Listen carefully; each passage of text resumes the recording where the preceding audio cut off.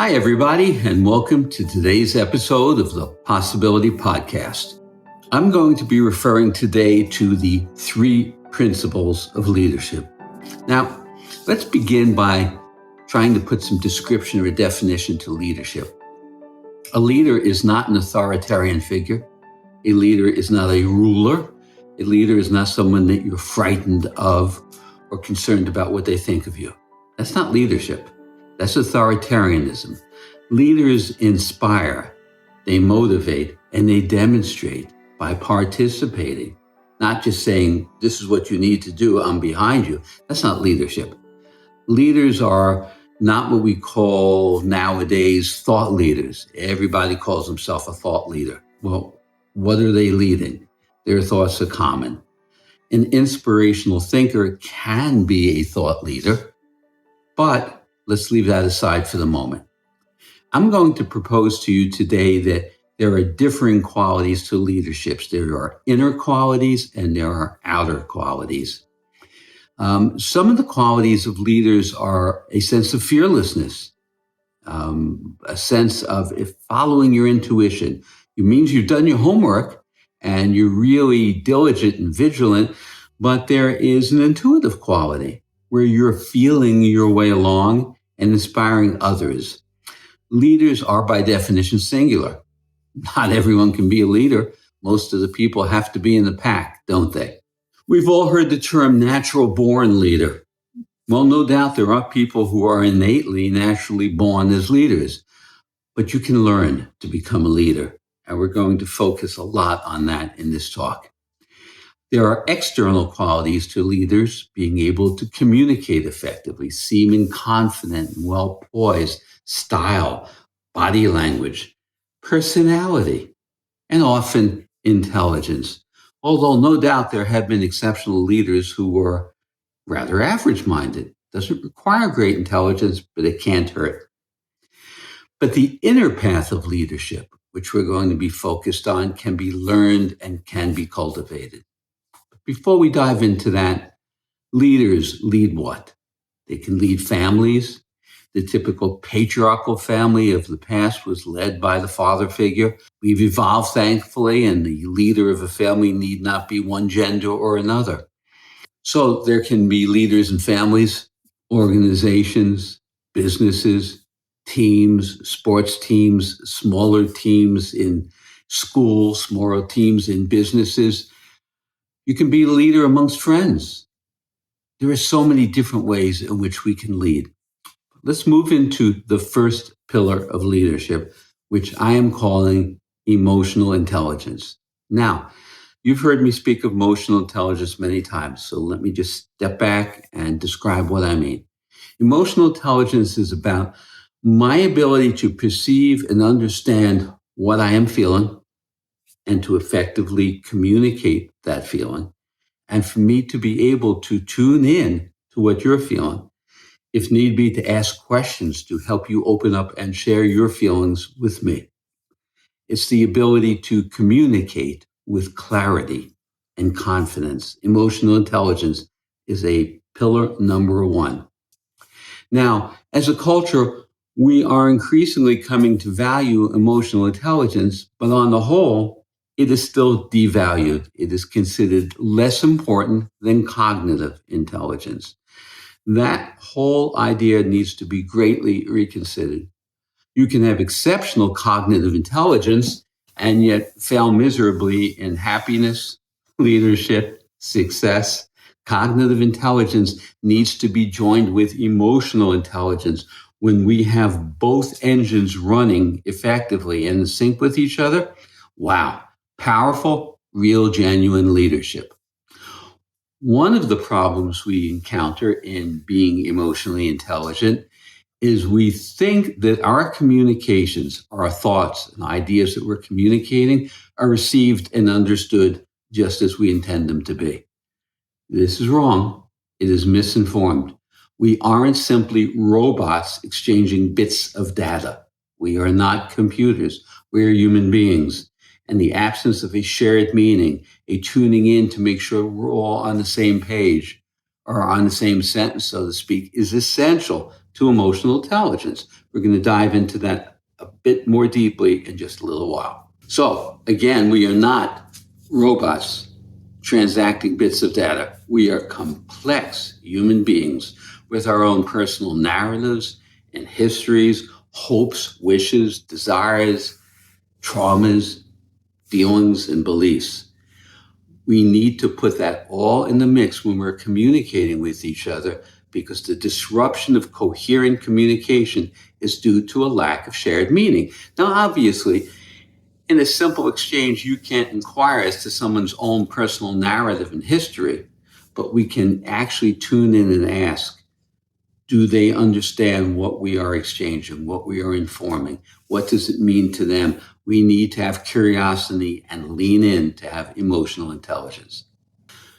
Curiosity, checking in, tuning in, not just articulating what needs to be done or how to do it, but tuning into each individual in a way whereby we're seeing if they're corresponding with what we're saying. That's the key, to correspond. Now, feelings can get in the way of the job and in the business. They often do. And I'm not just speaking of business here. We can be talking about family relationship or leadership in any field. So emotional intelligence, pillar number one, requires deeper levels of knowing and connecting, tuning into the other person, seeking a correspondence. So what do I mean by correspondence? It's literally an active energy field where we actually take the moment and tune in to find out, are we really in sync here? And if we're not, encouraging an openness and a safety so that both parties can really communicate effectively. What I'm speaking about here is actually a sense of relatedness. So if it is a large group following one particular leader, we want to create a relatedness where there is an empathy and appreciation of what one another is feeling. Now, pillar number two. I used to call this emotional transparency. I've added the word radical in front. Radical emotional transparency. How did I come to this term? Ray Dalio, the founder of the great hedge fund, the largest hedge fund, I believe, in the world, Bridgewater, speaks of radical transparency. Simply put, the theme in Bridgewater is that you challenge each other about your thoughts, your beliefs, your operating instructions. Challenge, challenge, challenge. What radical transparency is missing, though, is EQ, emotional quota, emotional intelligence. We need to tune into how are feelings getting in the way, obscuring or blocking the communication that's coming from the leader on down to everyone else. So, under radical transparency, Bridgewater style, you challenge each other. Why do you think that? Why do you think that's true? How do you know it's true? Doesn't allow for feelings, only for thoughts and only for thinking. That is tragically limited. We can never make believe or pretend that our values, our personal history, our emotions don't spill over and impact what we think is rational discourse. This is so short-minded. Terribly so. So I've added the word emotional to make it radical emotional transparency. We need to appreciate how our feelings inform and impact the logical data. How we feel is arguably as important as what we think. Our thoughts and feelings impact each other. They are in a dance. They are in relationship with each other. Radical emotional intelligence takes into account what lies beneath and how this impacts everyone. So what I'm referring to is really a collaborative type of dialogue that checks in to assure that what we've just been sharing has been heard and received in the same way we intended it. It only takes a moment. That moment opens the doorway to curiosity, to wonder, to a shared engagement, where you're participating. The leader is participating with those they're leading, and those who are being led are getting an opportunity to participate with the leader. Now, leaders then realize that what they intended to communicate may not have come across just as what they thought. It's alive. There's a vibrance to this level of dialogue. Now, this checking in process is also respectful. It's sincere. It enables leaders to get closer to their team because the team is not just being given orders, marching orders, or directions. There's an allowance for a kindred human spirit to occur, which is a quality that great leaders have. That's why great leaders can inspire. Think about musicians in an orchestra. Now, for them to be in concert with each other, pun intended, in harmony with each other, we need a conductor to make certain that they are all attuned and playing from the same musical score. The same holds true for leaders. Now, other qualities of great leaders: authenticity, a rare, unique talent. Authenticity means that there's no fear. There's no fear about what I think you think of me. Authenticity requires a leader to share their own doubts, insecurities, their own troubles, how they've navigated mishaps in the past. Authenticity, deeply genuine self-esteem, important quality for a leader. Unique. Firstly, authenticity is unique and it's extraordinary. Extraordinary, extraordinary. When you're thinking of a leader, think perhaps Dalai Lama as a leader. Does he strike you as unique, extraordinary, and authentic? By all means. So to cultivate your own ability to be a leader means working on your self-esteem, authentic self-esteem, where you have nothing to hide and nothing to fear. As an authentic leader, you truly welcome criticism and critical feedback. It's part of the generative learning process, a genuine sharing of your own inner self, your life's travels, your hardships, your struggles. We don't worry about what we're going to say next. We can be comfortable in silence. We can be comfortable in confusion. You know, the genuine quality of a leader when asked a certain question, who could stand back and say, interesting question. I've never considered that. Let's all think about that. Let me think about it. That leader is present in the moment, genuine and authentic. So you see the sense of leadership that I'm talking about? It's evolving, it's flowing, it's emergent. It's never static. It's tuning in, it's creative, it's curious. Third pillar of leadership, embracing uncertainty. I know you've heard me speak about the embrace of uncertainty so often, you're probably tired of it by now, but it's so critical. A leader or a so-called leader who is seeking certainty is not a leader. That's working from a mathematical equation. A leader must embrace uncertainty. You can't lead by sitting back and predicting. You can't be a spectator and a leader at the same time.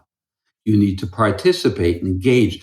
You have to get out in front. Now, to get out in front means that you're in the field of uncertainty. It's kind of like, follow me, we'll figure this out, I'll take the lead. Now, the leader must be informed by information to a certain extent, but that's just part of the equation. That same leader, again, informed by information, but not suffocated by data. That's not leadership. You see, the leader I'm describing is intuitive. He leads by stepping out in the front. You know, there are military pictures or illusions that come to mind. Is the general leading from behind and commanding the troops forward, or is the leader out in front? Now, again, the orchestra conductor in concert is a leader. It's participatory with the music. The leader cannot be fearful of making a mistake. Mistakes will be made. Errors will be made. But the leader can't be in fear of making a mistake, which means if you get stuck in analyzing too much, in the predictive quality, that is not leadership. You know, we need to think of this. If we analyze too much and interpret data too much, there's a consequence of inaction. We worry about the consequences of our actions. What about the consequence of inaction? You can't lead and be spending all of your time head down analyzing data. Authentic leaders don't fret the consequences of their actions. is as much as they consider the consequences of their inactions. This is a participatory leadership, and you participate in the unfolding of possibilities, not charting the future, but embracing the uncertainty. It's kind of like what in quantum physics is called a reality-making process. Reality is perpetually remaking itself. Everything is flowing. The leader who follows all three pillars of leadership is out in front in the flow, navigating uncertainty, seeing opportunities and possibilities in uncertainty, not leading from behind. Well, I hope this conversation about the three pillars of leadership piques some new thinking on your part, perhaps inspirationally so. And there is so much more to be discussed around this and its correlation to authentic self-esteem. If you haven't listened to my episode, Developing Authentic Self-Esteem, I encourage you to do so. It really dovetails very well with this discussion on leadership. And I'll conclude with this thought. There is a leader that lies within you. Summon that leader up. Welcome that leader into the light. Showcase that leader in you, because a genuine and powerful leader has to be a leader within their own selves first, before they can lead others.